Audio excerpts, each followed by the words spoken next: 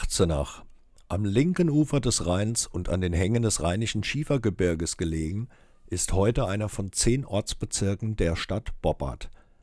Bereits im Jahre 1109 wurden Güter in Hirzenach durch Heinrich IV. An die Benediktinerabtei St. Michael in Siegburg mit dem Auftrag, dort ein Kloster zu gründen, vergeben.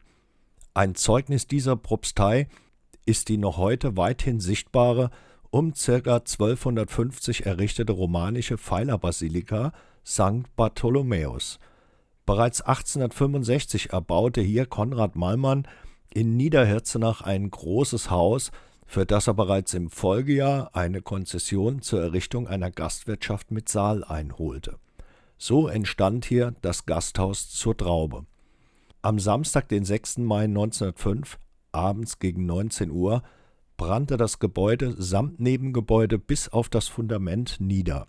Bereits am 10. Dezember des gleichen Jahres konnte Konrad Mallmann sein neues Hotel mit Gasthaus größer, schöner und moderner wiedereröffnen. Die Gaststätte mit Saal bot nun Veranstaltungsmöglichkeiten und wurde für Tanzveranstaltungen an allen Festtagen sowie für Theatervorführungen der örtlichen Vereine und viele kreisweite Tagungen genutzt.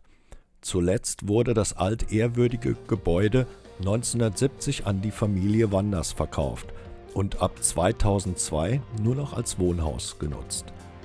Derzeit wird das bereits seit einiger Zeit baufällige Gebäude abgerissen.